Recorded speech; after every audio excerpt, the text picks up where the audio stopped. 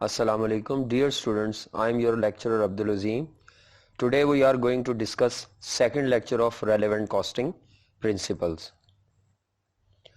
Last lecture में जो हमने डिस्कस किया था उसका रीकैप ले लेते हैं. लास्ट लेक्चर में हमने डिस्कस किया था कि अकाउंटिंग में और डिसीजन मेकिंग में क्या डिफरेंस है. रेलेवेंट कॉस्टिंग की टर्मिनोलॉजी डिस्कस की थी जिसमें हमने कहा था रेलेवेंट कॉस्ट क्या होती है, रेलेवेंट कॉस्ट की alternative terms incremental cost, differential cost, avoidable cost, opportunity cost, sunk cost, committed cost, notional cost. तो ये टर्मिनोलॉजी हमने डिस्कस की थी और ये टर्मिनोलॉजी हमने कहा था जब भी आप किसी भी कॉस्ट को रेलेवेंट कॉस्टिंग की कैलकुलेशन में इग्नोर करते हैं तो आपने ये रीजंस देनी है या एक्सप्लेनेशन प्रोवाइड करनी है. उसके बाद हमने relevant cost of material discuss की थी जिसमें हमने ये कहा था कि अगर मटेरियल स्टॉक में अवेलेबल ना हो तो हमें परचेज करना पड़ेगा और रेलेवेंट कॉस्ट होगी करंट परचेज प्राइस. अगर मटेरियल स्टॉक में अवेलेबल हो और रेगुलर यूज़ का मटेरियल हो तो फिर हम तब भी relevant cost current purchase price होगी, क्योंकि इंक्रीमेंटल कैश आउटफ्लो हमारे लिए इंपॉर्टेंट होता है, फ्यूचर का इंक्रीमेंटल कैश आउटफ्लो. तीसरा केस है कि अगर आपका मटेरियल अवेलेबल है स्टॉक में और उसका रेगुलर यूज़ नहीं है तो फिर आप उसका स्क्रैप वैल्यू या बेनिफिट फ्रॉम अदर यूज़ जो है उन दोनों में से जो हायर बेनिफिट फॉरगो करेंगे उसकी अपॉर्चुनिटी कॉस्ट ले लेंगे. आज के लेक्चर में हम डिस्कस करेंगे relevant cost of labour, overheads और एसेट्स जो हमें अपने प्रोजेक्ट के लिए या डिसीजन प्रपोजल के लिए चाहिए. So relevant cost of labour. Relevant costing labour cost की रेलेवेंट कॉस्टिंग के प्रिंसिपल्स क्या हैं. यहाँ पे दो ब्रॉड सिचुएशन हैं. पहली तो बात ये क्लियर होनी चाहिए कि लेबर से मुराद यहाँ वो वर्कर हैं जो आवर्स की बेस पर वर्किंग करते हैं, जो फैक्ट्री के प्रोडक्शन वर्कर हैं और आवर्स की बेस पर वर्किंग करते हैं. इसमें वो वर्कर इंक्लूड नहीं है जो मंथली फिक्स पे पर होते हैं, बल्कि उनकी सैलरी तो सैलरीज होती है उनकी मंथली. तो वो तमाम वर्कर जो प्रोडक्शन वर्कर है. अगर लेबर के पास स्पेयर कैपेसिटी हो तो उसका मतलब होता है कि कंपनी उनको जितने आवर्स की पेमेंट कर रही है वो ज़्यादा है और प्रेजेंटली उनके जो वर्किंग आवर्स हैं वो कम हैं. फॉर एग्जांपल, अगर कोई कंपनी अपने वर्कर को 40 घंटे पर वीक की पेमेंट कर रही है और वो वर्कर सिर्फ 30 घंटे काम कर रहे हैं तो इस केस में 10 घंटे की पे कंपनी उनको दे रही है लेकिन वो काम नहीं कर रहे. ये जो 10 घंटे जिनकी कंपनी ऑलरेडी पे दे रही है और वो काम नहीं कर रहे, ये किसी भी टाइम अगर काम आए तो कंपनी बगैर किसी परमिशन के उन्हें काम असाइन करेगी और एक्स्ट्रा पेमेंट भी शायद ना करे. तो ये जो स्पेयर कैपेसिटी है उसका मतलब है कि वर्किंग आवर्स कम हैं और पेड आवर्स ज़्यादा हैं. अगर वर्कर के पास स्पेयर कैपेसिटी ना हो तो इसको फुली एम्प्लॉयड भी कहा जाता है, वर्कर इज़ फुली एम्प्लॉयड. इस सिचुएशन में आपके वर्कर को जो कंपनी पे करती है wages, paid hours working hours के बराबर होते हैं. तो फिलहाल अभी हम डिस्कस करते हैं कि स्पेयर कैपेसिटी कंपनी के पास अवेलेबल है अपने वर्कर्स की. कंपनी के पास अगर स्पेयर कैपेसिटी है तो इसमें फर्दर हमारे पास 3 टोटल सिचुएशंस हैं. कुछ ना कहे तो फर्स्ट सिचुएशन एप्लीकेबल होगी और फर्स्ट सिचुएशन का नाम है worker has spare capacity and full rate is already paid. Company ने फॉर एग्जांपल 40 घंटे की पे दी हुई है, 40 घंटे की पे फुल पे दी हुई है 10 रुपीज़ पर आवर ऑलरेडी पे की हुई है. वर्कर जो इस वक्त काम कर रहा है वो 30 घंटे काम कर रहा है, 10 घंटे वर्कर के पास स्पेयर हैं.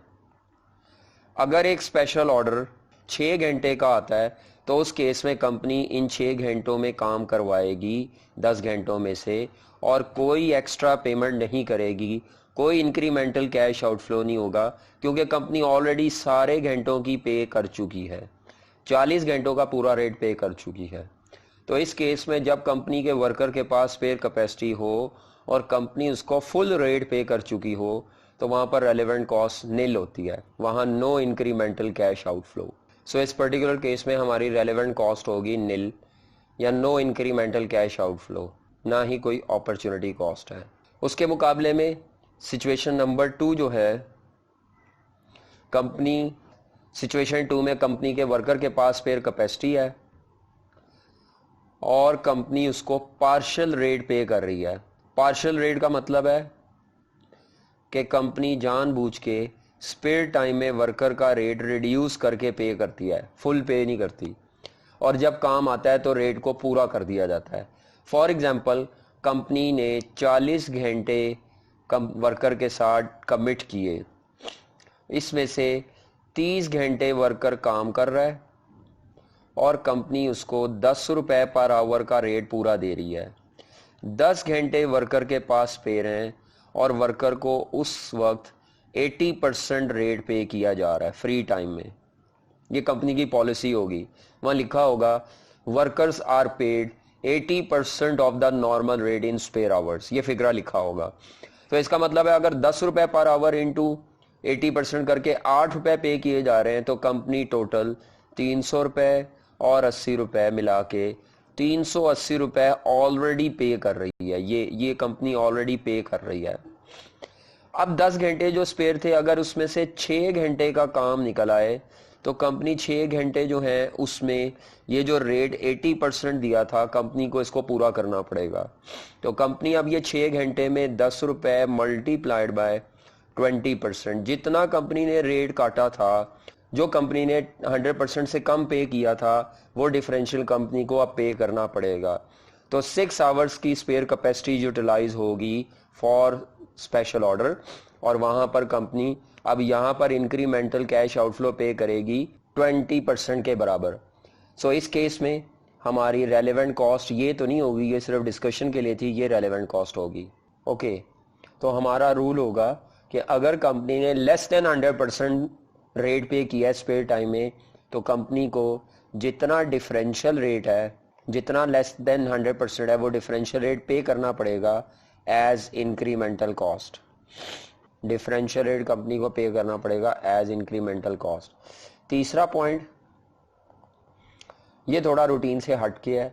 अगर किसी वर्कर के पास स्पेयर कैपेसिटी है और उसे किसी और वर्कर की जगह टेम्परेरीली इंगेज किया है, वो जो और वर्कर है वो शॉर्टेज में है और वो मार्केट से मिल सकते हैं, लेकिन कंपनी मार्केट से हायर नहीं करना चाह रही, तो अगर हमारे पास कोई वर्कर स्पेयर कैपेसिटी में हो और उसको टेम्परेरीली किसी और वर्कर की जगह इंगेज किया हो, फॉर एग्जांपल हमारे पास सेमी स्किल्ड वर्कर की स्पेयर कैपेसिटी है और सेमी स्किल्ड वर्कर को कंपनी टेम्परेरीली अनस्किल्ड वर्कर की जगह इंगेज करना चाह रही है। कंपनी के semi skilled worker spare capacity में है, कंपनी चाह रही है कि अनस्किल्ड वर्कर की शॉर्टेज है हमारी कंपनी में, तो हम सेमी स्किल्ड वर्कर को टेम्परेरीली अनस्किल्ड वर्कर के साथ इंगेज कर दें। न्यू वर्कर मार्केट से हायर हो सकता है, लेकिन कंपनी फ़िलहाल हायर नहीं करना चाह रही। तो अगर इसी सिचुएशन के दरमियान कोई स्पेशल कॉन्ट्रैक्ट आ जाए जिस पे सेमी स्किल्ड वर्कर की ज़रूरत है और सेमी स्किल्ड वर्कर को हम स्पेशल कॉन्ट्रैक्ट पर यूज़ करें, तो उसकी वजह से जो अनस्किल्ड वर्कर का काम इन्होंने करना था वो काम प्लान ये नहीं कर पाएंगे और उसकी वजह नए वर्कर मार्केट से हायर करने पड़ेंगे। नए वर्कर जो मार्केट से हायर होंगे वो अनस्किल्ड वर्कर ही होंगे। इसको हम उधर क्यों भेज रहे थे? क्योंकि ये स्पेयर कैपेसिटी में था। तो अगर कोई कंपनी अपने किसी स्पेयर वर्कर को किसी शॉर्ट वर्कर की जगह इंगेज करना चाह रही थी और स्पेशल प्रोजेक्ट की वजह से वो नहीं कर पाती, तो नया बंदा मार्केट से हायर होगा। वो नए बंदे की हायरिंग कॉस्ट इस स्पेशल कॉन्ट्रैक्ट की रेलेवेंट कॉस्ट बनेगी, क्योंकि इसकी वजह से वो इंक्रीमेंटल कॉस्ट बियर करनी पड़ रही है। तो हमने रेलेवेंट कॉस्ट का रूल पढ़ा था, रेलेवेंट कॉस्ट फ्यूचर में होगी, कैश आउटफ्लो होगा और उसमें कॉज इफेक्ट रिलेशनशिप पाया जाएगा। तो क्योंकि ये स्पेशल कॉन्ट्रैक्ट नए बंदे की हायरिंग की वजह बन रहा है, तो इसीलिए hiring cost of new worker will be relevant cost. तो 3 सिचुएशन है, ये तीनों में से कोई एक आएगी। अगर एग्जामिनर साइलेंट हो तो हम एज्यूम कर लेंगे कि ये सिचुएशन एग्जिस्ट कर रही है। अगर उसने पार्शियल रेट कहा होगा तो वहाँ फिक्रा लिखा होगा कि workers are normally paid 80% in spare hours. ये फिक्रा जब लिखा होगा तो क्लैरिफाई किया होगा कि हमारे पास वर्कर्स अवेलेबल हैं and they should be transferred, yet these workers are temporarily engaged in place of another worker, but due to contract we have to move that worker into its respective department. तो ये situation तीनों में से कोई एक situation आपको आएगी. अगर तीनों आ जाए, वैसे पॉसिबल तो नहीं है, अगर कभी तीनों सिचुएशन आ जाए तो तीनों सिचुएशन अगर आपस में कंपेरेबल हैं तो इनमें से लोअर कॉस्ट पिक करते हैं अगर कॉस्ट हो, वैसे तीनों इकट्ठी नहीं आएंगी. उसके बाद हाँ, एक क्वेश्चन में ऐसे हो सकता है कि एक वर्कर स्किल्ड लेबर ये हो, सेमी स्किल्ड ये हो, अनस्किल्ड ये हो एंड सो ऑन, लेकिन एक ही कैटेगरी की लेबर पे ये सारे रूल अप्लाई नहीं होंगे ये वाले. ओके, अभी हम पढ़ रहे थे कि अगर लेबर के पास स्पेयर कैपेसिटी हो और हमने ये रूल कंप्लीट किया, अगर वर्कर के पास, जो प्रोडक्शन वर्कर है उसके पास स्पेयर कैपेसिटी ना हो और वो फुली एम्प्लॉयड है या शॉर्ट सप्लाई में लिखा हुआ है, तो उस केस में कंपनी को इंक्रीमेंटल कैश आउटफ्लो जो भी फेस करना पड़ेगा वो रेलेवेंट कॉस्ट होगी. तो इस केस में कंपनी के पास 3 ऑप्शंस होती हैं और वो कई दफ़ा ये तीनों दे देगा इकट्ठी. तो अगर ये तीनों दे दे तो तीनों में से आपने कॉस्ट की ऑप्शंस हैं तो लोअर ऑफ पिक करना है. पहली ऑप्शन ये है कि कंपनी नया वर्कर मार्केट से हायर कर ले. अगर उसने क्वेश्चन में कहा हुआ है कि वर्कर मार्केट से हायर नहीं हो सकता तो फिर ये ऑप्शन अप्लाई नहीं होगी, और अगर उसने कहा हुआ है तो आप हायर करेंगे, वहां पर करंट मार्केट का वेजेस रेट अप्लाई होगा, करंट मार्केट का वेजेस रेट रेलेवेंट कॉस्ट होगी. इसी तरह वो ये भी कह सकता है कि कंपनी मार्केट से वर्कर हायर नहीं कर सकती, कंपनी अपने एग्जिस्टिंग वर्कर को ओवर टाइम पे करेगी, ओवर टाइम की पेमेंट करेगी, तो आपने ओवर टाइम की जो पेमेंट है वो रेलेवेंट कॉस्ट कंसीडर करनी है. ओवर टाइम क्या होता है? जो नॉर्मल टाइम होता है, फॉर एग्जांपल अगर वर्कर सुबह 9 से शाम 5 बजे तक काम कर रहा है तो सुबह वाला time normal time over time नहीं होता. ओवर टाइम सुबह का टाइम है फॉर एग्जांपल, तो 9 से 5 का टाइम नॉर्मल टाइम है. 5 बजे से ऑनवर्ड अगर वर्कर काम करेगा तो वो टाइम ओवर टाइम कहलाएगा. इस केस में ओवर टाइम में कंपनी जितना भी इंक्रीमेंटल कैश आउटफ्लो देगी, जितना भी कंपनी इंक्रीमेंटल कैश आउटफ्लो पे करेगी, वो ओवर टाइम पे का वो रेलेवेंट कॉस्ट होगी. इसमें नॉर्मली क्या करती है, शाम को जब कंपनी रेट पे करती है ओवर टाइम का, तो सुबह का रेट अगर 10 रुपए पर आवर है तो कंपनी शाम को बेसिक रेट 10 रुपए, basic wage rate per hour, शाम को 10 रुपए एक्स्ट्रा दिए जाते हैं, प्लस प्रीमियम भी दिया जाता है, ओवर टाइम प्रीमियम. यानी अगर सुबह के 8 घंटे का रेट 10 रुपए है तो शाम के 3 घंटे ओवर टाइम है अगर, तो उसका रेट कभी भी 10 रुपए नहीं होगा, वो 15 हो सकता है, वो 20 हो सकता है, वो 18 रुपए हो सकता है. तो अगर 18 रुपए है आपका ओवर टाइम का पेमेंट रेट, तो उसमें 10 रुपए बेसिक वाला है और 8 रुपए प्रीमियम है. ये दोनों अमाउंट क्योंकि सुबह के नॉर्मल टाइम के अलावा दी जा रही हैं, इन एडिशन टू दैट हैं, तो इसीलिए ये सारी अमाउंट इंक्रीमेंटल कैश आउटफ्लो है और ये रेलेवेंट कॉस्ट है. तो ओवर टाइम की पे कैसे कैलकुलेट होती है, वो सारी की सारी पे रेलेवेंट है, basic wage rate per hour plus over time premium पर आवर, ये पर आवर गिवन होंगे, नहीं तो आप टोटल में भी ले सकते हैं.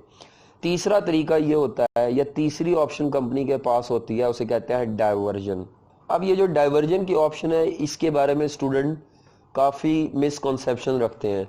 डाइवर्जन का मतलब होता है कि कंपनी शिफ्ट करेगी, shifting of worker from existing product, existing order, existing work, और उसकी वजह से नतीजा ये निकलेगा कि वो काम आपका वेस्ट हो जाएगा, मतलब उस काम को आप परफॉर्म नहीं कर सकेंगे, उसकी डेडलाइन ख़त्म, वो ज़ाया हो जाएगा. डाइवर्जन का मतलब ये है कि आप वर्कर को शिफ्ट करते हैं और उसको शिफ्ट करने की वजह से आपको लॉस हो जाता है, कंट्रीब्यूशन फॉरगॉन होता है आपका. दूसरा बड़ा पॉइंट इसमें यह है कि न्यू वर्कर भी कंपनी हायर नहीं कर सकती.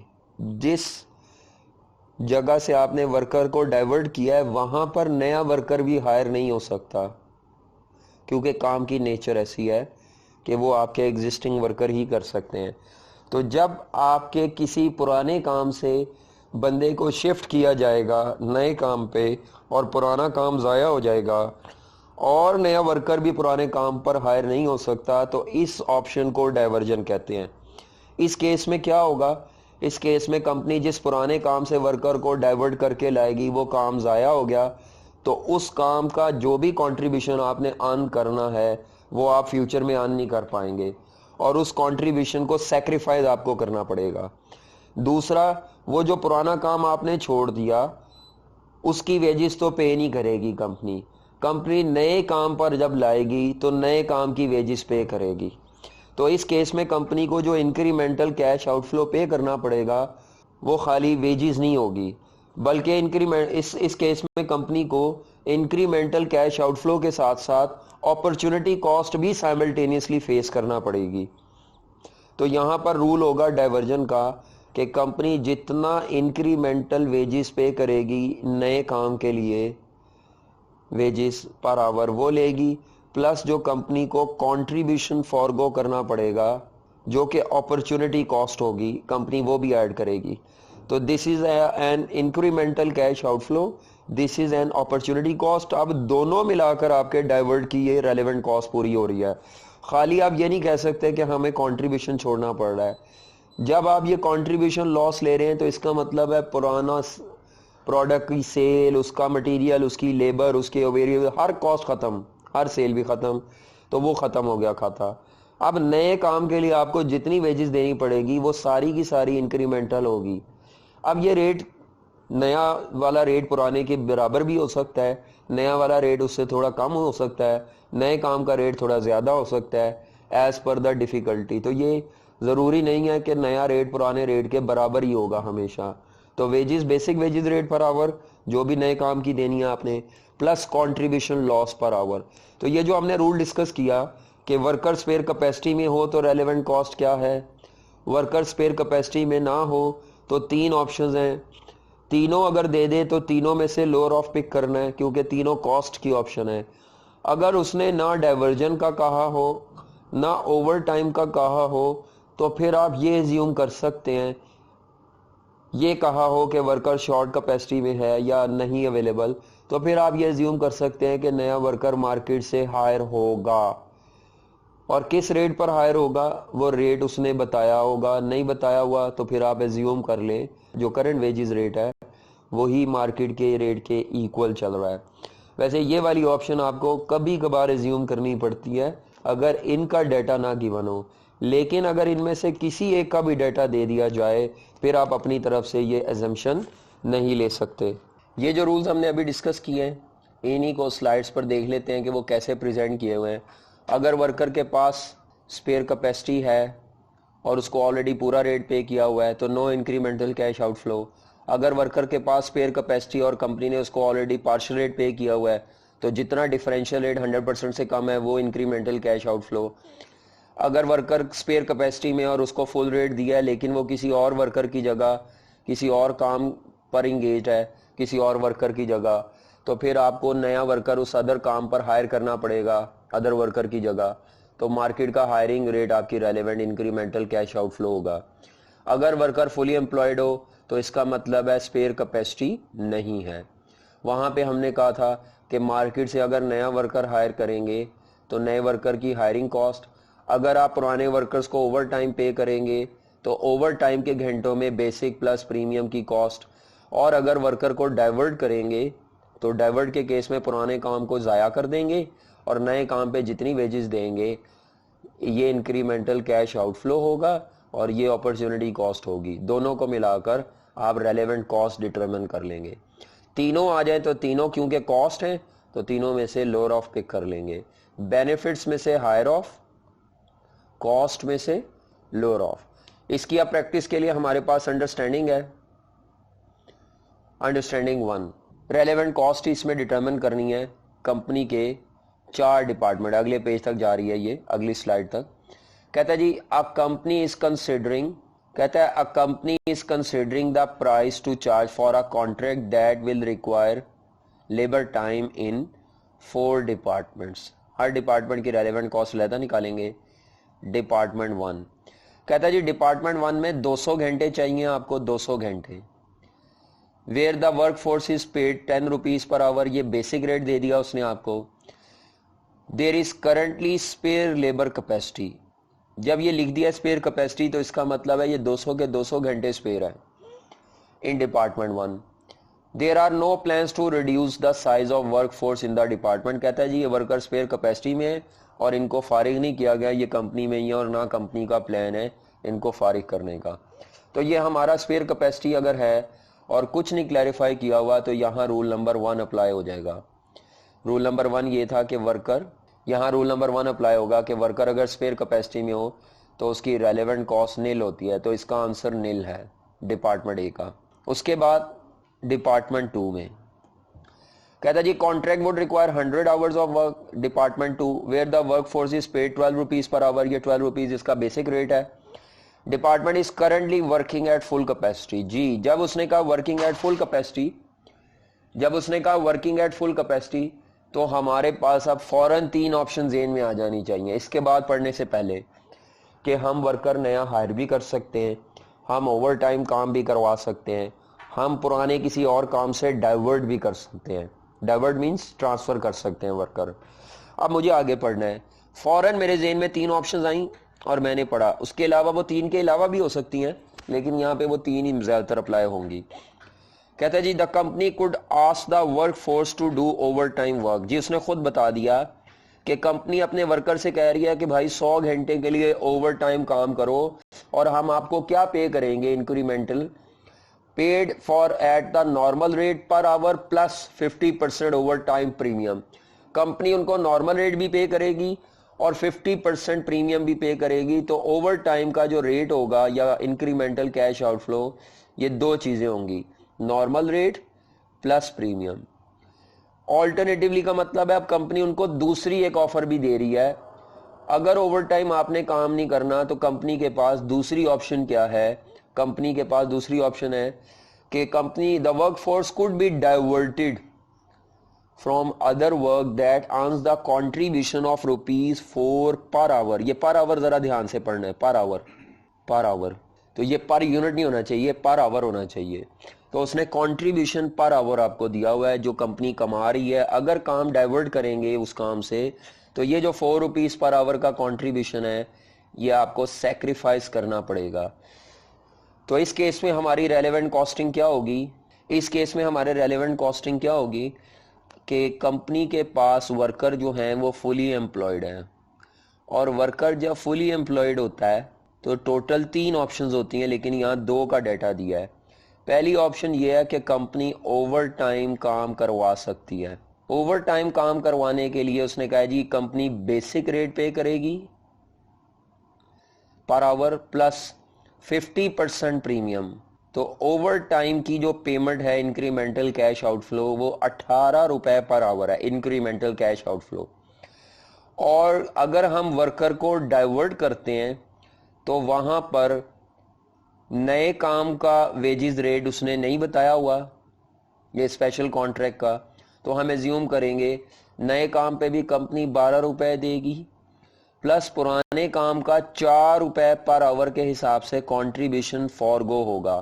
तो incremental cash outflow is 12 rupees, opportunity cost is 4 rupees, opportunity cost is 4 rupees, तो टोटल मिलाकर रेलेवेंट कॉस्ट है 16 per hour.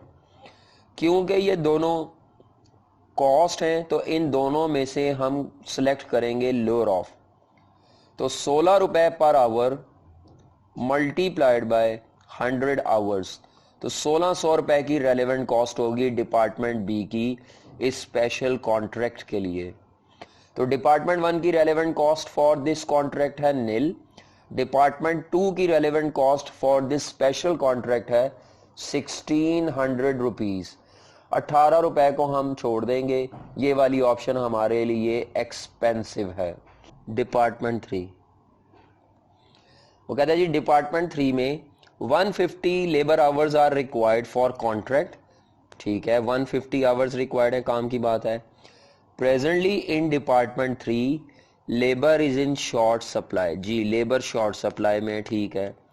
Company temporarily engage labour of department 1 here, company ने डिपार्टमेंट 1 की लेबर को इंगेज किया हुआ था यहाँ पे, but if this contract is undertaken labour of department 1 will be engage in their respective department. यानी डिपार्टमेंट 1 के वर्कर स्पेयर थे, कुछ इधर भी आए हुए थे, जब वो डिपार्टमेंट 1 का काम आएगा तो वो जो बंदे थे उनको वापस अपने डिपार्टमेंट में शिफ्ट किया जाएगा। उसकी वजह से वो कहता है क्या होगा, new labour will be replace from market at 15 rupees per hour for this new contract. आपके बंदे वहां जब जाएंगे अपने डिपार्टमेंट में तो यहां पर वो कहता है जी नए बंदों की जरूरत। इसका मतलब हम ये कह सकते हैं कि ऊपर 200 घंटे की स्पेयर कैपेसिटी ही थी शायद जो वो यहाँ यूज कर रहे थे। अब इनको जब अपने डिपार्टमेंट में वापस जाना पड़ेगा डिपार्टमेंट 1 के एम्प्लॉयज़ को, तो डिपार्टमेंट 3 के एम्प्लॉयज़ के पास टाइम नहीं होगा। डिपार्टमेंट 3 के एम्प्लॉयज़ तो पहले ही शॉर्ट थे, इसीलिए आपको नए बंदे मार्केट से रिप्लेस करने पड़ेंगे, और वो इसलिए रिप्लेस करने पड़े क्योंकि डिपार्टमेंट 1 के एम्प्लॉयज़ वापस चले गए। तो यहाँ पर हमारा जो इंक्रीमेंटल कैश आउटफ्लो होगा, यहाँ हमारा जो इंक्रीमेंटल कैश आउटफ्लो होगा डिपार्टमेंट 3 के लिए जो नए वर्कर रखने पड़ेंगे for this contract 150 hours into 15 rupees per hour. तो ये आपका आंसर आ जाएगा 2250 रेलेवेंट कॉस्ट। उसके बाद आगे चलते हैं डिपार्टमेंट 4 में। डिपार्टमेंट 4 में वो कहता है the contract would require 300 hours in department 4। काम की बात है 300 घंटे चाहिए। Where work force is paid 20 rupees, ये नॉर्मल रेट आ गया बेसिक पे का। Labour is in this department is also in short supply. इस डिपार्टमेंट में भी लेबर शॉर्ट सप्लाई है। तो फिर वही बात आ गई, लेबर अगर शॉर्ट सप्लाई में है तो 3 ऑप्शन आपके जेहन में आ जानी चाहिए, न्यू हायरिंग, डाइवर्जन या ओवर टाइम। उसने कहा एंड कैन बी डाइवर्टेड का ही डाटा दिया हुआ है फ्रॉम मेकिंग द प्रोडक्ट जी which earns the following contribution. अब आपको ये प्रोडक्ट जी का डाटा दिया हुआ है सारा, उसकी एक किस्म की छोटी सी इनकम स्टेटमेंट पर यूनिट पे दी हुई है। तो प्रोडक्ट डी की जी की सेल प्राइस है, ये भी ज़ाया हो जाएगी। प्रोडक्ट जी की मटेरियल कॉस्ट सेव हो जाएगी, यानी लेबर भी को भी ये पैसे नहीं पे करेंगे। वेरिएबल ओवरहेड्स भी अवॉइडेबल कॉस्ट होगी। तो हम ये कह सकते हैं कि 10 रुपए पर यूनिट ये जो कंट्रीब्यूशन हम कमा रहे हैं, अगर हम लेबर को प्रोडक्ट जी से डाइवर्ट करते हैं तो 10 रुपए पर यूनिट का ये कंट्रीब्यूशन फॉरगॉन होगा। तो स्पेशल कॉन्ट्रैक्ट के लिए इसकी जो रेलेवेंट कॉस्ट होगी, पुराने काम से हटा के नए काम पे लाना है, तो डाइवर्ट की कॉस्ट जो होती है वो हमारी होती है basic wages per hour plus contribution foregone per hour. नए काम पे जो आप स्पेशल कॉन्ट्रैक्ट पे ला रहे हैं उसकी वेजेस का रेट अगर उसने नहीं बताया तो ये ज्यूम किया जाएगा कि हम 20 रुपए देते हैं। वैसे भी यहाँ पे लिखा हुआ है वर्कर इज पेड, तो ये हमारी रूटीन है कि हम 20 रुपए से ज़्यादा नहीं देते। तो 20 रुपए पर आवर का नॉर्मल रेट है, प्लस जब आप प्रोडक्ट जी से हटाकर स्पेशल ऑर्डर पर वर्कर को लाएंगे तो जो आप 10 रुपए पर यूनिट कमा रहे थे 2 घंटे में, ये 10 रुपए आपको सेक्रीफाइस करने पड़ेंगे। लेकिन ये 10 रुपए पर यूनिट है 2 घंटे के लिए, तो 1 घंटे का कंट्रीब्यूशन पर आवर क्या है, 10 रुपए कंट्रीब्यूशन है पर यूनिट, और ये यूनिट 2 घंटे में बनता है। तो इसका मतलब है 1 घंटे का कंट्रीब्यूशन है 5 रुपए पर आवर। डिपार्टमेंट 4 में वो कहता है कॉन्ट्रैक्ट वुड रिक्वायर 300 आवर्स, 300 घंटे चाहिए। Work force is paid, routine है कंपनी की कि 20 रुपए से ज़्यादा नहीं देती, 20 रुपए ही पे किए जाते हैं, ये नॉर्मल बेसिक रेट है। Labour in this department is in short supply, जी इंपॉर्टेंट बात है, शॉर्ट सप्लाई में है। 3 बातें आपके जहन में आ जानी चाहिए कि लेबर अगर शॉर्ट सप्लाई में हो तो या हम वर्कर मार्केट से हायर कर सकते हैं, या हम ओवर टाइम पे कर सकते हैं एग्जिस्टिंग वर्कर को, या हम डाइवर्ट कर सकते हैं। तो उसने आगे लिखा हुआ है can be diverted from making the product जी, यानी वो कहना चाह रहा है कि हम प्रोडक्ट जी से वर्कर को डाइवर्ट करेंगे कॉन्ट्रैक्ट की तरफ। और वो जो प्रोडक्ट जी है ये उसका डाटा आपको दिया है, सेल प्राइस पर यूनिट है, वेरिएबल कॉस्ट पर यूनिट में मटेरियल है, लेबर कॉस्ट है 2 घंटों की, वेरिएबल ओवरहेड्स है, तो कंट्रीब्यूशन है 20 रुपए पर यूनिट। अब जब आप वर्कर को यानी 20 रुपए कमा रहे हैं और 2 घंटे में कमा रहे हैं। तो अब अगर आप वर्कर को डाइवर्ट करेंगे तो डाइवर्ट करने की रेलेवेंट कॉस्ट क्या होगी? तो रेलेवेंट कॉस्ट वर्कर को डाइवर्ट करने की होगी, तो डाइवर्ट का रूल होता है डाइवर्ट का rule basic wages rate per hour जो नए काम पे देनी है नए कॉन्ट्रैक्ट पर, plus contribution lost per hour. तो उसने कहा है कि जी कंपनी पे करती है 20 रुपए का, इसका मतलब है कंपनी की रूटीन ही 20 रुपए, नए काम पे भी कंपनी 20 रुपए ही देगी पर आवर। इस पेड पैसे वाइज का टेंस है जो रूटीन को शो करता है कंपनी की, प्लस कंट्रीब्यूशन 20 रुपए कमाए जा रहे हैं 2 घंटे में, तो 20 रुपए अगर ले लेंगे तो इनकरेक्ट है, 20 रुपए पर यूनिट है कंट्रीब्यूशन जो कि 2 घंटे में कमाया जा रहा है। तो 1 घंटे का कंट्रीब्यूशन क्या बनता है, डिवाइड करके देख लें तो 10 रुपए पर आवर होगा, यानी हम 2 घंटे में प्रोडक्ट जी बनाते हैं और 20 रुपए कमाते हैं, तो हर 1 घंटे के लिए हम 10 रुपए का कंट्रीब्यूशन कमा रहे हैं। अगर हम 1 घंटे के लिए वर्कर को प्रोडक्ट जी से डाइवर्ट करके कॉन्ट्रैक्ट पे लाएंगे तो हमें वो 10 रुपए पर आवर का कंट्रीब्यूशन सैक्रिफाइस करना पड़ेगा, और उसके साथ साथ हमें इंक्रीमेंटल कैश आउटफ्लो 20 रुपए भी देना पड़ेगा। तो हमारी टोटल रेलेवेंट कॉस्ट जो होगी वो 30 रुपए पर आवर होगी और 9,000 रुपीज इन टोटल होगी फॉर द कॉन्ट्रैक्ट। तो यहां पर आपकी अंडरस्टैंडिंग 1 कंप्लीट हो जाती है, जिसमें हमने 4 डिपार्टमेंट्स की रेलेवेंट कॉस्ट कैलकुलेट की और यहीं पे सॉल्व कर लिया मैंने। नेक्स्ट जी हम अंडरस्टैंडिंग 2 करेंगे, उसमें भी सेम यही प्रिंसिपल अप्लाई होंगे। कहता है double V company has received an enquiry from a customer for the supply of 500 units of a new product B22। इन्होंने कोई नई प्रोडक्ट बनानी है जिसका नाम है B22, उसके लिए इन्होंने कस्टमर से इंक्वायरी रिसीव किया है। Negotiation on the final price to charge the customer are in progress, अभी तक चीज़ें डिसाइड नहीं हुई प्राइस वगैरह। And the sale manager has asked you to supply relevant cost information, आपने यानी रेलेवेंट कॉस्ट बतानी है, प्राइस नहीं बतानी। Following information is available each unit of, एक यूनिट प्रोडक्ट जो नई बनानी है उसके प्रोडक्ट के यूनिट पे कहता है require the following number of labour our in its manufacturing. हाँ जी, अनस्किल्ड लेबर को 3 घंटे एक यूनिट पर लगेंगे और स्किल्ड वर्कर के 5 घंटे लगेंगे।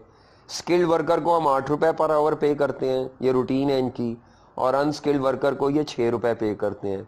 तो ये कंपनी का नॉर्मल बेसिक रेट है जो कंपनी हर दफ़ा ये पे करती है।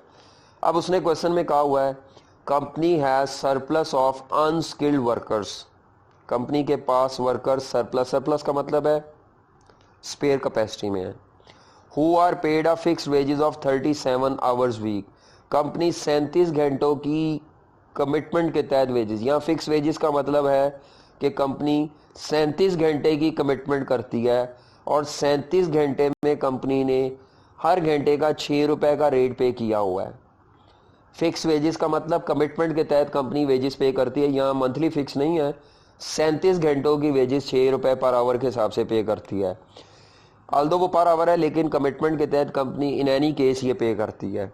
It is estimated that 900 hours of unused unskilled labour time is available during the period of the contract, जितने पीरियड का कॉन्ट्रैक्ट है अनस्किल्ड वर्कर के पास 900 घंटे स्पेयर है। तो पहले हमें ये चेक करना पड़ेगा कि अनस्किल्ड वर्कर के 3 घंटे अगर एक यूनिट पर हैं तो 500 यूनिट्स पर 1500 घंटे चाहिए, 900 घंटे स्पेयर है और स्पेयर टाइम की पूरी पेमेंट कंपनी ने की हुई है। कहता है जी जो बाकी the balance of the unskilled labour requirement could be made by working overtime which is paid at time and a half. कहता है जी बाकी तो इन्होंने ओवर टाइम से पूरा करना है और ओवर टाइम में ये पे करते हैं time and a half. Time and a half का मतलब होता है कि जो नॉर्मल रेट होता है वो भी पे करना है, टाइम का मतलब है नॉर्मल रेट, टाइम की पे जो देते हैं वो भी पे करना है और 50% ऊपर प्रीमियम पे करना है। इसको टाइम एंड अ हाफ को टाइम एंड अ 1/3 भी कह सकता है, टाइम एंड 3/5 भी कह सकता है। तो टाइम एंड 3/5 का मतलब है नॉर्मल टाइम की पे भी देनी है प्लस प्रीमियम देना है 3/5। तो यहाँ पर अब रेलेवेंट कॉस्ट हम कैसे कैलकुलेट करेंगे? सबसे पहले अनस्किल्ड लेबर के आवर्स कितने रिक्वायर्ड है, 3 घंटे पर यूनिट इंटू 500 यूनिट्स, 1500 घंटे रिक्वायर्ड है।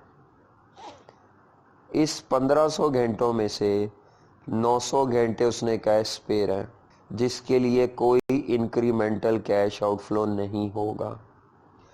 बाकी 600 घंटे वो कहता है ओवर टाइम के जरिए पे होंगे। तो ओवर टाइम की पेमेंट करनी है, तो ओवर टाइम की कॉस्ट हम कैसे निकालते हैं? Basic rate plus half premium है 50%, तो 9 रुपए पर आवर इंटू 600 घंटे, टोटल हमारी रेलेवेंट कॉस्ट इस लेबर की होगी 5400 रुपीज़। ओवर टाइम की सारी पेमेंट इंक्रीमेंटल कैश आउटफ्लो है, स्पेयर कैपेसिटी की इंक्रीमेंटल कैश आउटफ्लो 0 है। तो हमने अपने तमाम रूल्स में ज़्यादा फोकस करना है इंक्रीमेंटल कैश आउटफ्लो को या अपॉर्चुनिटी कॉस्ट को, या कभी कभार दोनों भी आ जाएंगे कलेक्टिवली। इसी तरह हम आगे चलते हैं। तो स्किल्ड लेबर जो है उसका रेट है 8 रुपीज़, ये नोट कर लें। और हमें 5 घंटे चाहिए, तो 5 घंटे इंटू 500 यूनिट्स मीन्स 2500 आवर्स हमें चाहिए। ओके, हमें 2500 आवर्स चाहिए टोटल। ये यहाँ लिख लेता हूँ मैं ताकि याद रहे। कहता है जी skilled labour, there is a shortage of skilled labour. अच्छा जी, शॉर्टेज है। इफ़ प्रोडक्शन ऑफ B22 जो नए कॉन्ट्रैक्ट में प्रोडक्ट बनानी है, वो कहता है अगर वो प्रोडक्शन आप गोज अहेड का मतलब करते हैं, it will be necessary to transfer skilled worker from other work to undertake it. हमें कुछ और स्किल्ड वर्कर को ट्रांसफ़र करना पड़ेगा किसी और काम से।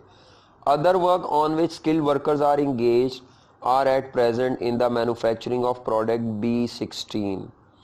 यानी वो कहना चाह रहा है ट्रांसफर का मतलब है डाइवर्ट करना पड़ेगा आपको अपने स्किल्ड वर्कर को जो प्रोडक्ट B16 पे काम कर रहे हैं उससे डाइवर्ट करके B22 पे लाना पड़ेगा।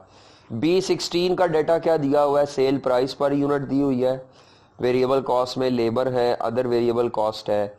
B16 3 घंटों में बनती है और हमें 45 रुपए का कंट्रीब्यूशन आता है पर यूनिट।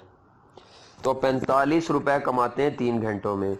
अब हमें पता है डाइवर्ट का रूल यहाँ पे भी अप्लाई होगा। तो अगर हम डाइवर्ट का रूल अप्लाई करें तो वो अभी हमने पढ़ा था पीछे कि basic rate per hour, basic wage rate हमारे पास स्किल्ड लेबर का जो था वो 8 रुपीज़ पर आवर है।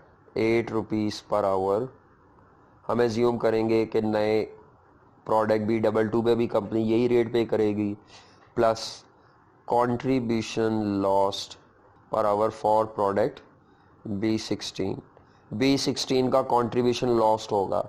अब वो क्योंकि 45 रुपए दिया हुआ है, अगर मैं 45 रुपए पर यूनिट लिख दूं तो इनकरेक्ट है, उसको डिवाइडेड बाय 3 आवर्स करूंगा ताकि 1 घंटे में जो हम कंट्रीब्यूशन कमा रहे थे वो क्या था। तो हमें हर घंटे का कंट्रीब्यूशन सेक्रीफाइस करना पड़ेगा।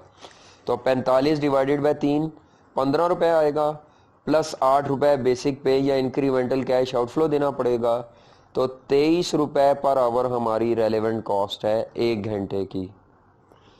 तो 2500 घंटे की रेलेवेंट कॉस्ट होगी, 2500 आवर्स की रेलेवेंट कॉस्ट होगी 57,500। 23 रुपए पर आवर हमारी रेलेवेंट कॉस्ट है, तो 2500 घंटों की होगी 57,500। यहाँ पर हमारी अंडरस्टैंडिंग 2 भी कंप्लीट हो जाती है। उम्मीद है आपको लेबर कॉस्ट के रूल्स क्लियर हो गए होंगे। मोस्ट इंपॉर्टेंट इसमें डाइवर्जन है जिसमें आप मिस्टेक करते हैं और ओवर टाइम है। नेक्स्ट हम ओवरहेड्स के रूल पढ़ रहे हैं। ओवरहेड्स का रूल बड़ा सिंपल है। प्रोडक्शन ओवरहेड्स मुराद है, ओवरहेड से मुराद production overheads, selling, main production overheads. Production overheads 2 तरह के हैं। वेरिएबल ओवरहेड्स, वो जब भी नया प्रोडक्ट या नया ऑर्डर होगा तो वेरिएबल ओवरहेड्स काम करने की वजह से होते हैं, इसीलिए वो तमाम रेलेवेंट होंगे। इसमें मशीन का फ्यूल है, मशीन की रनिंग कॉस्ट है, हर किस्म के वेरिएबल ओवरहेड जैसे भी दिए हो, चाहे पर आवर हो चाहे पर यूनिट हो, रेलेवेंट होंगे। फिक्स जो कॉस्ट होगी आपकी ओवरहेड कॉस्ट, उसमें दो तरह की फिक्स कॉस्ट होगी। एक वो फिक्स कॉस्ट होगी जिसको हम कहते हैं इंक्रीमेंटल फिक्स कॉस्ट, जो कि specific to your decision proposal होगी, due to your decision proposal होगी। इसी को एट्रीब्यूटेबल फिक्स कॉस्ट भी कहते हैं। अगर आप डिसीजन प्रपोजल इंप्लीमेंट नहीं करेंगे तो ये फिक्स कॉस्ट नहीं इनकर होगी। फॉर एग्जांपल, आपको एक नई प्रोडक्ट लॉन्च करनी है जिसकी आप डिसीजन मेकिंग कर रहे हैं, तो आपको उस नए प्रोडक्ट के लिए अगर फिक्स सैलरी पे सुपरवाइज़र हायर करना पड़ेगा तो सुपरवाइज़र की सैलरी आपकी इंक्रीमेंटल फिक्स कॉस्ट होगी और ये रेलेवेंट होगी। बाज़ दफ़ा क्वेश्चन में वो आपको बिजनेस की एग्जिस्टिंग फिक्स कॉस्ट या करंट फिक्स कॉस्ट दे देगा और उसके साथ ये वर्ड एलोकेटेड या अपोर्शनमेंट का वर्ड इस्तेमाल करेगा, अपोर्शनमेंट। तो अगर आपको बिजनेस की एग्जिस्टिंग फिक्स कॉस्ट दी हो तो वो क्योंकि इंक्रीमेंटल कैश आउटफ्लो नहीं है तो वो हमारी इररेलेवेंट कॉस्ट होगी। ये रूल ज़रा सिंपल है, इसमें पॉसिबिलिटीज़ कम है। तो इसको हम स्लाइड से देख लेते हैं कि वेरिएबल ओवरहेड सारे रेलेवेंट हैं। फिक्स्ड ओवरहेड में इंक्रीमेंटल या एट्रीब्यूटेबल का वर्ड लिखा हो तो रेलेवेंट है। इसका मतलब है जो specific to your decision proposal है। बाकी अगर ओवरहेड एब्जॉर्ब लिखा हो, एलोकेटेड लिखा हो या पोर्शन लिखा हो तो ये एग्जिस्टिंग ओवरहेड्स होते हैं जो आपको एब्जॉर्प्शन रेट की शक्ल में दिए होंगे, पर आवर, पर यूनिट, ये रेलेवेंट नहीं होंगे। ये अंडरस्टैंडिंग हम करते हैं जी। वो कहता है जी रेलेवेंट कॉस्ट निकालें। कहता है जी JD is a small specialist manufacturer of electronic components and much of its output is used by the makers of aircraft. ठीक है, इलेक्ट्रॉनिक कंपोनेंट्स बनाते हैं। One of the small number of aircraft manufacturers has offered a contract to company JD for the supply of 400 identical components over the next 12 months. इन्हें कोई contract मिल रहा है जो अगले 12 माह तक के लिए है और इन्हें 400 कंपोनेंट्स बना के देने हैं उसके तहत, इलेक्ट्रॉनिक कंपोनेंट्स, आइडेंटिकल कंपोनेंट्स।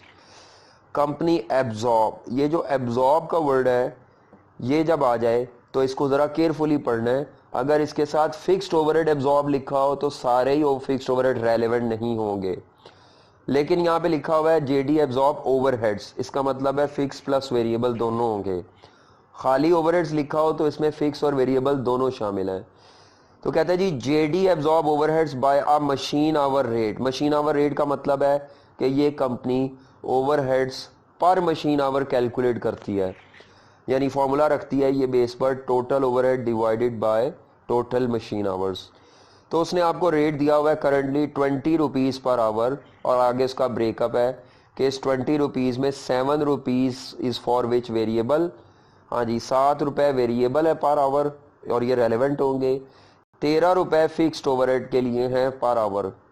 तो 13 और 7 को अगर हम प्लस करें तो 20 रुपये पर आवर आ जाता है। ये भी रेलेवेंट नहीं है, ये भी रेलेवेंट नहीं है। हाँ, ये जो 7 रुपीज़ हैं ये हमारे लिए रेलेवेंट है। उसके बाद वो कहता है if this contract is undertaken it is estimated that fix cost will increase. ये जो फिक्स कॉस्ट इंक्रीज हो रही है, if the contract is undertaken का मतलब है वो आपको बताना चाह रहा है कॉन्ट्रैक्ट की वजह से। कहता है जी फिक्स कॉस्ट इंक्रीज होगी 3200 से, ये इंक्रीमेंटल फिक्स कॉस्ट है, रेलेवेंट है। Spare machine capacity is available and each component would require 4 machine hours. कहता है जी एक कंपोनेंट को बनाने में 4 घंटे लगेंगे मशीन के, ये इसके लिए दिया हुआ है ताकि आप ये 7 पर आवर को कन्वर्ट कर ले। हाँ, ये जो लिखा हुआ है स्पेयर मशीन कैपेसिटी, इस लाइन का मतलब थोड़ा डिफरेंट है। लेबर में स्पेयर कैपेसिटी लिखा हो तो उसका मतलब होता है कि वर्कर को पैसे पे किए जा रहे हैं और वो काम नहीं कर रहा। मशीन में स्पेयर कैपेसिटी का मतलब होता है कि हम इस मशीन को इतने घंटे के लिए नहीं चला रहे, ना फ्यूल कंज्यूम हो रहा है ना इलेक्ट्रिसिटी कंज्यूम हो रही है, तो इसका मतलब है कि आपके वेरिएबल ओवरहेड्स इनकर नहीं हो रहे। तो जब आप स्पेशल कॉन्ट्रैक्ट करेंगे तो ये स्पेयर कैपेसिटी यूटिलाइज होगी और आपकी मशीन के ओवरहेड्स, वेरिएबल ओवरहेड्स इंक्रीज करेंगे। तो यहाँ पर हमारी रेलेवेंट कॉस्ट कैसे कैलकुलेट होगी, वेरिएबल ओवरहेड्स जो हैं वो सारे रेलेवेंट होते हैं। आपको उसने 7 रुपीज़ पर मशीन आवर कहा था, तो इसको इनटू 4 मशीन आवर्स करेंगे तो ये पर यूनिट आ जाएंगे। अगर 7 रुपये पर मशीन आवर है तो 4 घंटों के हो गए 28 रुपये पर यूनिट, और इनटू 400 आइडेंटिकल यूनिट्स बनाने हैं 11,200 रुपीज़। फिक्स ओवरहेड्स में वो जो आपको 13 रुपये पर मशीन आवर दिए हुए हैं, ये वाले आपके एब्जॉर्ब फिक्स्ड ओवरहेड्स, ये रेलेवेंट नहीं होते, इनकी रेलेवेंट कॉस्ट ज़ीरो है। हाँ, लेकिन उसने आपसे कहा है कि आपके इंक्रीमेंटल फिक्स कॉस्ट भी दी हुई है, वो उसने कहा 3200 है। तो वो जब आप ऐड करेंगे तो आपकी टोटल रेलेवेंट कॉस्ट हो जाएगी 14,400 रुपीज़ ओवरहेड्स की। उम्मीद करता हूँ कि ये आपको ओवरहेड्स समझ आ गए होंगे। इंक्रीमेंटल फिक्स कॉस्ट रेलेवेंट है, जो रेट में दी हुई है वो हमारे एब्जॉर्ब फिक्स्ड ओवरहेड्स, वो बिजनेस की एग्जिस्टिंग फिक्स कॉस्ट होती है। हाँ, एसेट के रेलेवेंट कॉस्टिंग के प्रिंसिपल्स क्या हैं? रेलेवेंट कॉस्ट फॉर एसेट्स के लिए, अगर आपको अपने की स्पेशल कॉन्ट्रैक्ट के लिए एसेट चाहिए, कटिंग इक्विपमेंट है, कोई मशीन है, तो अगर आपको एसेट रिक्वायर्ड है अपने स्पेशल कॉन्ट्रैक्ट के लिए, तो देखा जाएगा कि क्या वो एसेट आपके पास बिजनेस में अवेलेबल है या नहीं है। अगर आपके पास बिजनेस एसेट में अवेलेबल नहीं है तो आप उस एसेट को एक्वायर करेंगे, और अगर बिजनेस में एसेट अवेलेबल है तो फिर आप अवेलेबल एसेट को यूज़ करेंगे स्पेशल कॉन्ट्रैक्ट पर। तो एसेट एक्वायर करने की रेलेवेंट कॉस्ट क्या होगी? अगर आप उसको किराए पे ले रहे हैं, किराए पे हायर कर रहे हैं, तो जितने उसके हायर चार्जेस या रेंटल होगा। अगर आप एसेट परचेज कर रहे हैं, कटिंग इक्विपमेंट या कोई भी ऐसा एसेट आप परचेज कर रहे हैं, तो फिर वहाँ पर आपको देखना पड़ेगा कि आज आप उसको कितने का परचेज कर रहे हैं, किस वैल्यू पे, और after the using on contract, after using on contract उसकी वैल्यू क्या होगी। फॉर एग्जांपल, आज मैं एक एसेट परचेज करता हूँ 25,000 रुपये का, कल को जब मैं उसको कॉन्ट्रैक्ट पर 3 माह बाद या 6 माह बाद यूज़ कर लूँगा तो उसकी वैल्यू 18,000 रुपीज़ हो जाती है। तो इसका मतलब है जो मेरा एसेट आज 25,000 रुपये का है, 1 साल बाद या 7 माह बाद या 5 माह बाद कॉन्ट्रैक्ट पर इस्तेमाल करने के बाद उसकी वैल्यू में 7,000 रुपये की रिडक्शन आई।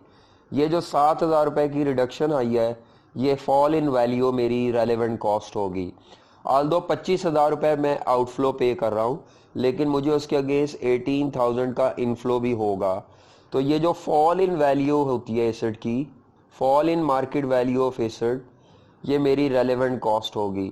बिल्कुल एक किस्म की अपॉर्चुनिटी कॉस्ट है कि 25,000 वाली चीज़ आपकी कल को कॉन्ट्रैक्ट पर यूज़ करने के बाद 18,000 की बिक सकती है। तो हमारी 7,000 रुपये से जो वैल्यू में रिडक्शन आई, ये रिडक्शन इन वैल्यू हमारी रेलेवेंट कॉस्ट है। अगर आप एग्जिस्टिंग एसेट यूज़ कर रहे हैं तो उसमें आपको देखना ये पड़ेगा कि क्या वो एग्जिस्टिंग एसेट जो है उसका कोई ऑल्टरनेटिव यूज़ है।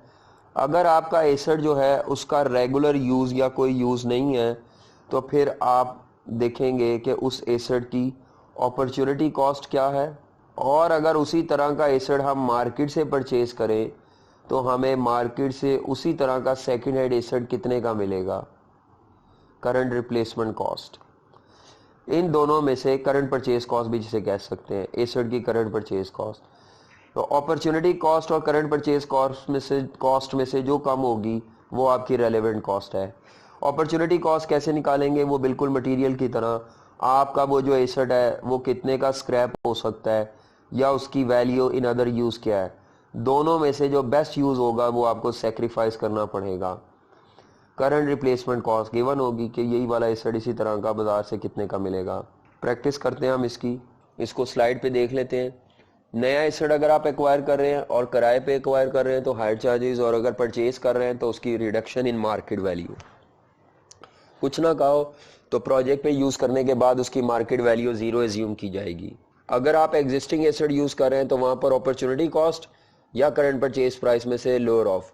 हाँ, डेप्रिसिएशन ऑफ एग्जिस्टिंग एसेट नहीं लेनी क्योंकि वो संक कॉस्ट है या वो एक नॉन कैश कॉस्ट है। हाँ जी, अंडरस्टैंडिंग 4 है, इसी की प्रैक्टिस के लिए वो कहता है एक 1 ईयर कॉन्ट्रैक्ट है जो मलाइका इंडस्ट्रीज़ को मिल रहा है, और उस पर वो अपनी एग्जिस्टिंग मशीन को यूटिलाइज करेंगे जो सिर्फ इसी कॉन्ट्रैक्ट के लिए सूटेबल है। मशीन की जो कॉस्ट है वो 2,27,000 रुपये है 4 साल पहले, और वो डेप्रिशिएट की जा रही है 60,000 से।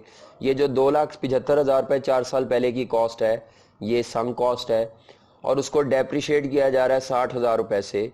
तो 60,000 रुपये उसकी डेप्रिसिएशन नॉन कैश है। कहता है जी उसकी बुक वैल्यू 35 है, ये भी रेलेवेंट नहीं है।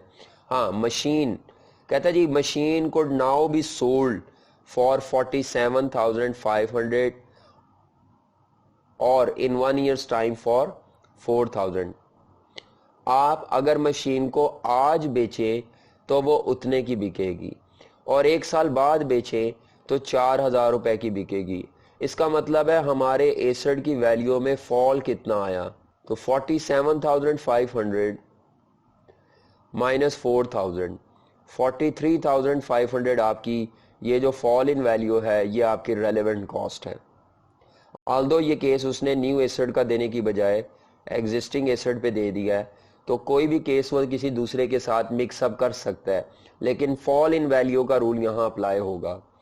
उसके बाद अंडरस्टैंडिंग 5 में वो कहता है a machine cost ₹14,000 10 years ago. 10 year की कॉस्ट है, सम कॉस्ट है, छोड़ देंगे। In the business it is expected to generate future revenues of 10,000। जी, अगर आप इसे बिजनेस में यूज करें तो फ्यूचर में आपको जो बेनिफिट आ सकता है वो 10,000 रुपए का आ सकता है। और अगर आप इसे स्क्रैप करें, it could be scrap for 8,000। अगर आप उसे बिजनेस में यूज ना करें और स्क्रैप कर दें तो 8,000 रुपए का बेनिफिट आपको स्क्रैप करके आ सकता है। तो ये 2 अपॉर्चुनिटीज हैं आपके पास। कहता है इक्विवेलेंट मशीन मार्केट में सेम कंडीशन की 9,000 की मिल रही है, 9,000 की, तो आपने इसकी रेलेवेंट कॉस्ट बतानी है मशीन की फॉर अ स्पेशल कॉन्ट्रैक्ट। यानी इस मशीन को अगर हम किसी स्पेशल कॉन्ट्रैक्ट पे इस्तेमाल करें तो ये दोनों अपॉर्चुनिटीज में से ये जो बेस्ट अपॉर्चुनिटी है ये हमें सेक्रीफाइस करनी पड़ेगी। तो स्पेशल कॉन्ट्रैक्ट पर अगर आप यूज करते हैं मशीन को तो आपको एक तो अपॉर्चुनिटी कॉस्ट फेस करनी पड़ेगी जो कि उसका बेनिफिट था 10,000 रुपीज का, ये फॉरगो होगा। दूसरा, स्क्रैप तो हम वैसे ही छोड़ चुके थे, बेस्ट 10,000 है। दूसरा यह है कि उसी तरह का सिमिलर सेकेंड हैंड एसेट आपको करंटली रिप्लेसमेंट कॉस्ट है उसकी 9,000। ये भी कॉस्ट है, अपॉर्चुनिटी कॉस्ट, और रिप्लेसमेंट कॉस्ट भी एक कॉस्ट है। तो जब कोई 2 कॉस्ट को कंपेयर किया जाता है तो दोनों में से लोअर ऑफ देखा जाता है। तो हम चाहेंगे कि हम अपनी इस मशीन की अपॉर्चुनिटी कॉस्ट फेस ना करें, हम इसी तरह का एसेट बाजार से लाके स्पेशल कॉन्ट्रैक्ट पे यूज कर ले, और वो जो हम इसका अपॉर्चुनिटीज बेस्ट सोचे बैठे थे इसको बेस्ट अपॉर्चुनिटी पे के लिए ही यूटिलाइज करें। तो स्पेशल कॉन्ट्रैक्ट के लिए हम ये एसेट बाजार से लाएंगे, हम अपना एग्जिस्टिंग एसेट यूटिलाइज नहीं करेंगे। यहाँ पे हमारा लेक्चर 2 कंप्लीट हो जाता है, रेलेवेंट कॉस्टिंग के प्रिंसिपल्स। उम्मीद है आपको ये लेक्चर का समझ आया होगा। किसी किस्म का कोई भी प्रॉब्लम या क्यूरी हो तो आप लेक्चर की वीडियो के नीचे कमेंट सेक्शन में टाइप करें, इंशाल्लाह उसका आंसर दिया जाएगा। इजाज़त दीजिए अपने लेक्चरर अब्दुल अजीम को। अल्लाह हाफिज़।